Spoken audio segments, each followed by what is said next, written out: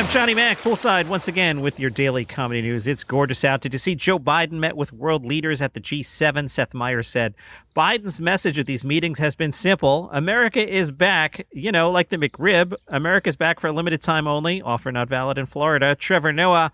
And the meeting of the world's most popular liberal democracies had a lot on their plate this year, like combating climate change, trying to figure out how to stop corporations from evading tax, and countering China's growing economic and political influence around the world. They also had to make time to take a group photo where they all look like the white side of a chessboard. Have you noticed the pattern in Trevor Noah's jokes? He'll be like, hey, in this premise, here's one serious thing, a second serious thing, and here's a really wacky twist where the punchline is. That seems to be his formula. Seth Meyers, President Biden attended the NATO summit, met with the leaders of Estonia, Latvia, and Lithuania, and he said, I think I'm taking all of those.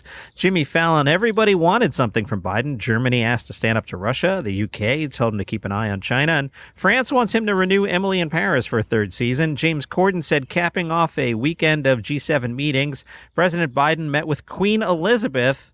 The two had tea, or as Joe Biden calls it, getting in the scone zone. Colbert, Biden and the Queen had met before. It was way back in 1982. That's when she was touring with her synth pop band Flock of Regals. Jimmy Kimmel, all right, that was kind of funny. Jimmy Kimmel, President Biden said the Queen reminded him of his mother, and the Queen, this was kind of cool. The Queen was like, oh, really? Could your mother do this? And then she dropped into full splits. It was incredible. Stephen Colbert, okay, sure, that's nice, Joe, but you're only 17 years apart. Fallon, something tells me Biden wouldn't do well on Tinder, right? You remind me of my mother. Kimmel, after the ceremony, they had tea. This is what The Crown would look like if it's on CBS. Fallon, this is what the James Bond poster is going to look like by the time they release the movie. Fallon, yeah, it looks like they're waiting to buy wands at Harry Potter World. Speaking of the Queen, let me plug Palace Intrigue. That's the other podcast I write for. It is 5 minutes a day about the royal family. Palace Intrigue, wherever you get your shows. If you like your Meghan Markle gossip, definitely check that out. So after 211 episodes, Stephen Colbert had an audience in front of him again. He was doing the show in the Ed Sullivan Theater like in the olden times when, people would go to see shows and we'd sit next to each other. Colbert said, so how you been? It's great to be back. We never really left, but we certainly weren't here. This is a slightly different energy than the converted storage room 8 floors above us, as lovely as that was. The host joked that the production had installed remember how to applaud signs for the audience and said, I don't know if I even remember how to pander to the most beautiful crowd in the world. Colbert also got in a jab at New York Governor Andrew Cuomo. Cuomo said he made the show's return to a full audience possible. Colbert claimed to have a note from Governor Andrew Cuomo, which read, if you remember me for one thing this year, let it be bringing back the Late Show audience. That's it. Stephen Colbert's first guest was Jon Stewart. Jon Stewart has quite made the news. I bet you saw this on your news feeds. Jon Stewart talked about what he believes is the correct coronavirus theory, is that it came from a lab and not, quote, a pangolin kissing a turtle or a group of feisty bats in a market. Jon Stewart said, I think we owe a great debt of gratitude to science. Science has in many ways helped ease the suffering of the pandemic, which was more than likely caused by science. Jon Stewart said, there's a novel respiratory coronavirus overtaking Wuhan, China, and what do? Oh, who could we ask? The Wuhan Novel Respiratory Coronavirus Lab. The disease is the same name as the lab. That's just a little too weird, don't you think? Look at the name. Show me your business card. Oh, I work at the coronavirus lab in Wuhan. Oh, there's a coronavirus loose in Wuhan. How did that happen? Maybe a bat flew into the cloaca of a turkey and then it sneezed into my chili and now we all have coronavirus. The AV Club recaps that this seemed a shock to Stephen Colbert, who at one point reached for his coffee mug to load up a never-delivered spit take in the aghast Stewart's face.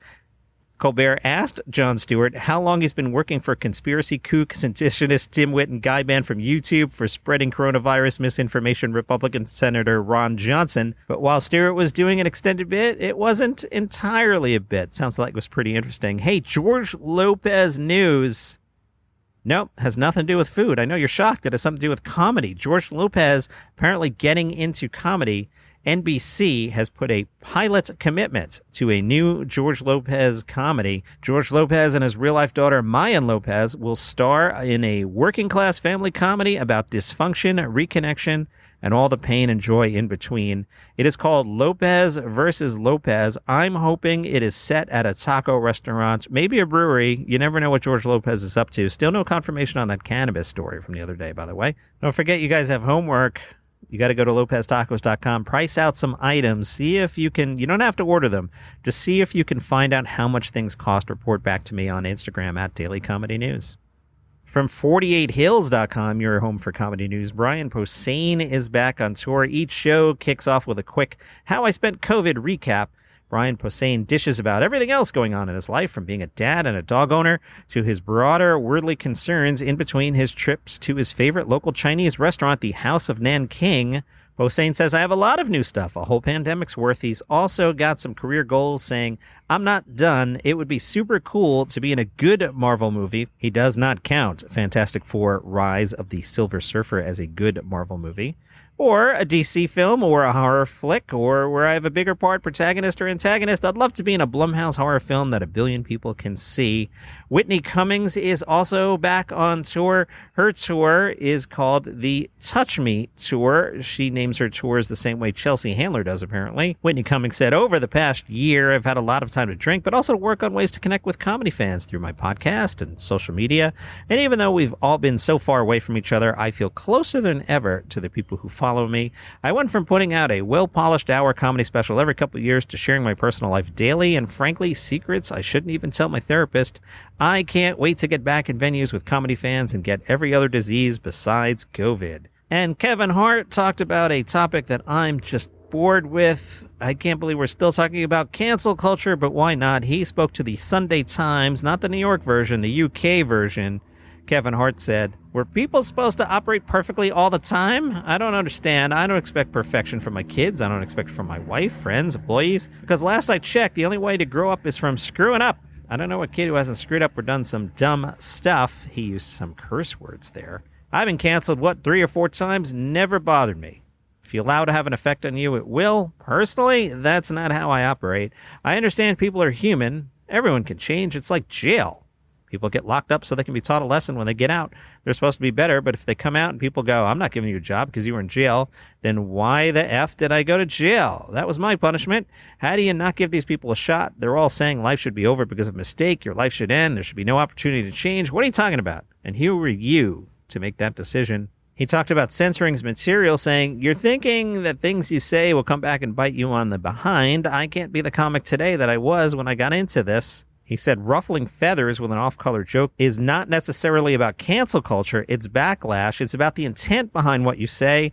There's an assumption it's always bad, and somehow we forgot. Comedians are going for the laugh. You're not saying something to make people angry. That's not why I'm on stage. I'm trying to make you laugh, and if I didn't make you laugh, I failed. That's my consequence. If there's a message to take from anything I've said, it's that in this world of opinion, it's okay to disagree. It's okay to not like what someone did and to say that person wasn't for me. We're all caught up in everybody feeling like they have to be right, and they're always the only way. Politics is messed up because if you don't choose our side, you're dumb. It's a divide. It's messed up, but I'm not about to divide. I don't support the divide.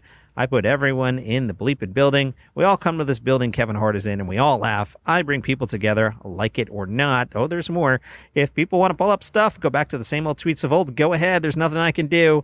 You're looking at a younger version of myself, a comedian trying to be funny, and that attempt failing. Apologies were made. I understand now how it comes off. I look back and cringe. So it's growth. It's about growth. And that is your comedy news for today. Follow the show on Spotify, Apple Podcasts, George Lopez Podcasts, Google Podcasts, wherever you get your shows. See you tomorrow.